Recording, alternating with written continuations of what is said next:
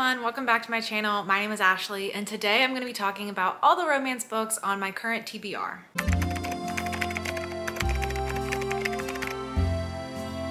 With Valentine's Day coming up, I am just in the mood for all the romance, and so I wanted to talk about all of the romance books that I currently own that are sitting on my physical TBR that I'm excited to get to. I'm also going to be doing a couple other romance related videos talking about romance book recommendations and a romance reading vlog. So if you're in the romance mood too, then make sure that you're subscribed and that you've hit the post notification bell so you can be notified when I post and see all the romance goodness this month. Speaking of Valentine's Day, I want to take a minute at the beginning of the video to thank today's sponsor of this video, Ana Luisa. If you're looking for the perfect Valentine's Day gift for a friend or a parent or a sister or a coworker, or even just looking to get yourself a little something, I would definitely recommend checking out Ana Luisa. They are a sustainable jewelry company that makes the most beautiful, dainty pieces of jewelry that I have seen. I've seen other people talk about this brand and I've always been so jealous of their pieces, and I think they look so cute. They're so elegant and just a little nice touch to any outfit. So if you've noticed, I'm looking a little elevated today. That is thanks to Ana Luisa and the 3 pieces that they sent me. First, let's talk about these stunning earrings. These are the Celeste earrings, and they are these little gorgeous gold hoops with a little moon and a little star on one side. I love that they're mismatching and they're just the cutest little pair. I love all things celestial with like moons and stars and planets. So I was so pleased to see these pair of earrings. They are the perfect pair for me. I also am just trying to get more into hoops, but I feel like I can never find a good size tiny little hoop, and these are exactly what I was looking for, the absolute perfect size hoop, and I think they are just so stunning. And then these 2 necklaces that I have on today make a really nice stacked pair. So first I have the Noelle necklace on. This was designed by the one and only Noelle Gallagher, a fellow booktuber, so I of course had to get this necklace. It has this gorgeous little hand with a little gem right at the end of the fingertips, and this just makes me think, one, of Noelle, obviously, because she loves hands and she designed this necklace with Ana Luisa, but for some reason it also makes me think of The Invisible Life of Addie LaRue, and I just thought it was so stunning. So I'm so glad to have this piece, and I've also paired it with this other necklace just to add a little extra something, and I just think it all looks so great. I love that it's so simple but obviously really high quality. Part of Ana Luisa's mission is to provide really high quality jewelry at a really reasonable, affordable price for the quality, so I also really love that. Ana Luisa's jewelry is also produced ethically. They use recycled materials when they can, and they're also 100% carbon and water neutral, which is so amazing and such a great company to support. So like I said, if you're looking for a gift for Valentine's Day, they're doing a really nice sale right now where you can buy one get one 40% off, and I'm going to have a link down right in the description box right at the top below that you can click to get the best deal on any jewelry that you're looking for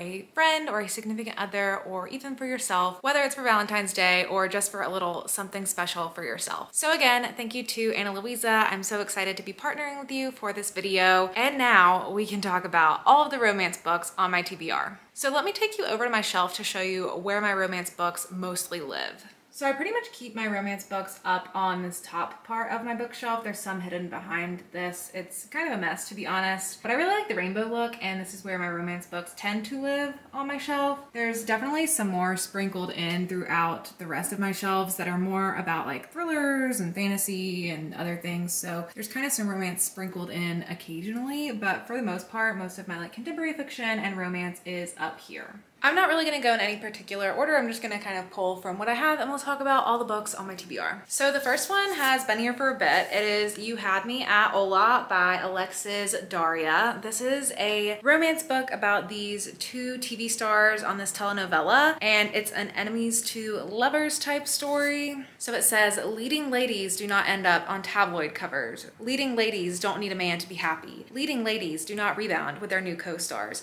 So she has had a little bit of a publicity incident and ended up in the tabloids because of that. And the guy is also worried that his career is dead after he was just killed off of his last telenovela that he was on. So they end up rehearsing in private together, and then they end up developing a little romance. I've heard a lot of great things about this one, and I do know that it has a sequel now, so it is becoming a series as well. It's been sitting on my shelf for so long. I'm really hoping to read it in February. I think it would be a good fit for the Buzzwordathon prompt of pronouns because it has you and me in the title, so hopefully I'll be able to fit this one in this month. Next up, I have Loveless by Alice Oseman, which I don't know if this technically counts as a romance or if this is more of a contemporary fiction. I know it has some sort of romance elements in it. In this story, the main character is asexual and they've never had a crush on anyone and they're trying to figure that out. So it's a sort of coming of age or coming to a realization about their sexuality type story. So in this story, you're following Georgia, who has never been in love, never kissed anyone, never even had a crush, but as a fanfic obsessed romantic, she's sure that she's gonna find her person one day. So when she starts university, she makes a plan to find love, but all of her actions wreak havoc among her friends, and she questions why romance seems so easy for other people and in the stories she reads, but why it's not so easy for herself. So she's exploring asexuality, aromanticism, and trying to figure out more things about herself.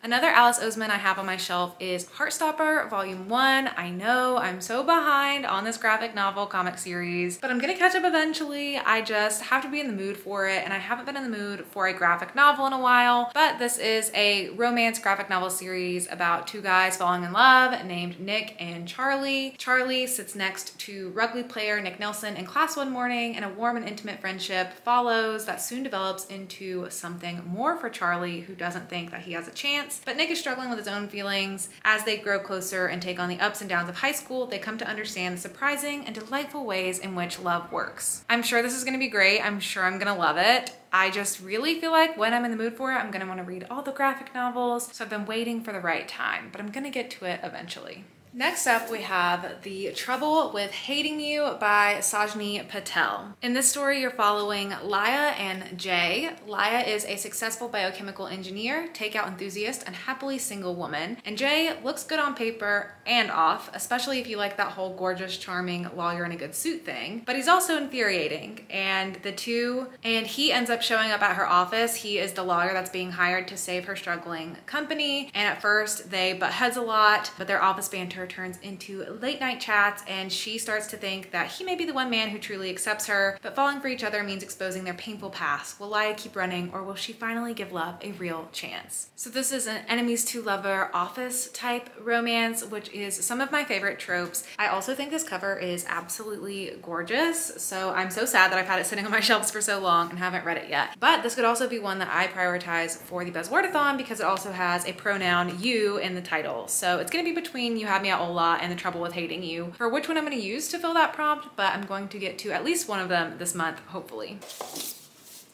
Next up, I have The Soulmate Equation by Christina Lauren. This one I got for Christmas this past year, so it hasn't been sitting on my shelves for too long, but it is the latest from Christina Lauren at this point. And it's a story about this world where you can match with your soulmate through your DNA. It says, for readers of the Rosie Project and 1+1, a heartfelt and funny novel about what happens when two people with everything on the line are thrown together by science, or is it fate? So you're following single mom Jessica Davis, who is a data and statistics wizard, but no amount of number crunching can convince her to step back into the dating world. But then she hears about this new program, which is the DNA-based matchmaking company that's predicted to change dating forever, where you can find your soulmate through your DNA, and her test ends up showing an unheard of 98% compatibility with another subject in the database, which is one of the program's founders, and then a romance ensues from there. So I love that this has a little bit of a sci-fi type twist to it. I think it sounds so interesting. Another one that has an absolutely stunning cover. I feel like romance covers kill it on the cover game. They always look so nice on the shelves. But I really haven't heard a lot of reviews about this one, surprisingly, so I'm excited to go into it without much bias and to just be able to experience it for myself, and hopefully I love it.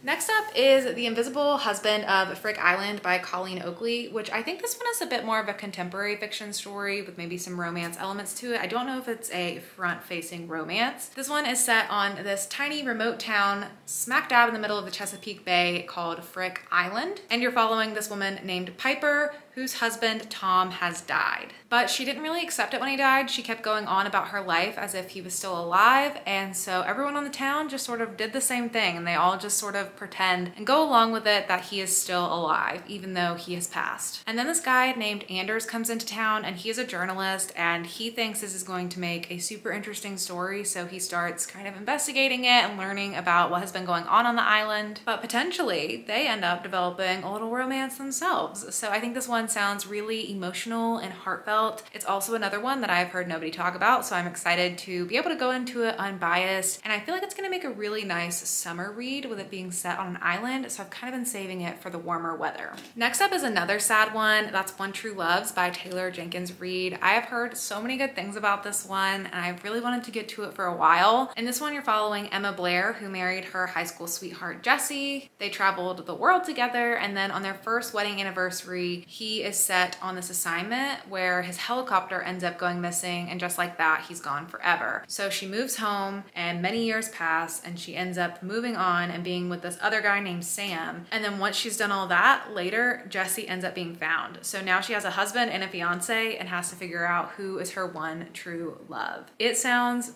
so emotional and impactful, and I love Taylor Jenkins Reid's writing, so I'm sure this is going to be amazing, especially just with what I've heard about it. But I think it's one you have to be emotionally ready for. I don't think I'm there yet, but when I'm there, this is the one I'm gonna pick up. And then I have a couple other romance books, but they are on my immediate TBR, so they're sitting on my other shelf, so I'll go grab them and then we'll chat about them.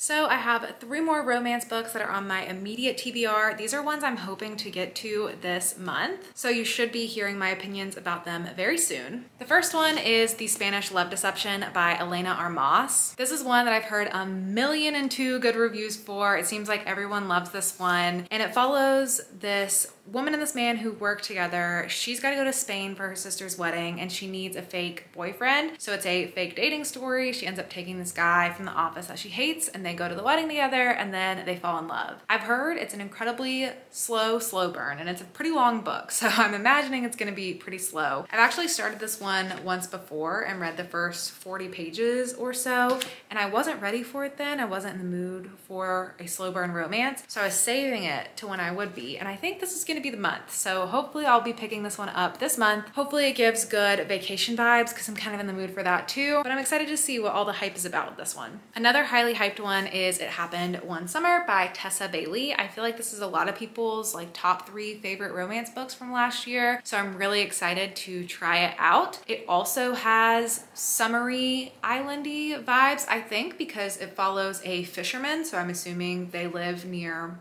water, so hopefully I get some kind of warm weather experience with this book. It has been snowing a lot recently, and I could just use some sunshine in my books, so hopefully this one gives me that. But it follows this girl who is really rich, and her father sends her off to this area named Westport in Washington because her life's getting out of control, and her dad says, you need to calm down.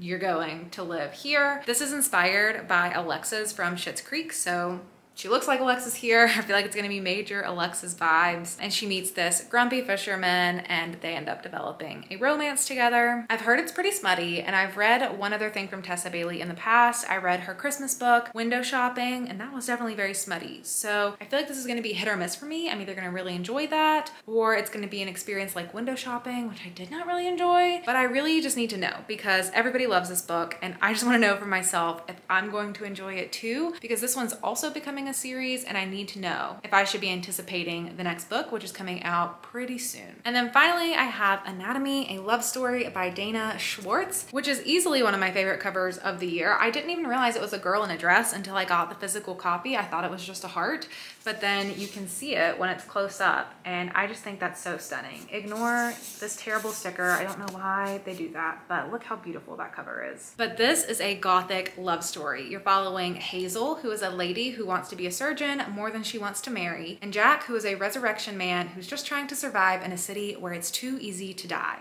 They end up having a chance encounter, and she thinks nothing of it at first, but after she gets kicked out of her surgeon's lectures for being the wrong gender, she realizes that her new acquaintance might be more helpful than she first thought. She's made a deal with her professor that if she can pass the medical exam on her own, he'll allow her to continue her medical career, but without lessons, she's not gonna be able to do that, and so she realizes meeting this guy is going to be pretty helpful since he digs up corpses for a living, and so maybe they can strike a deal, and maybe they can also fall in love.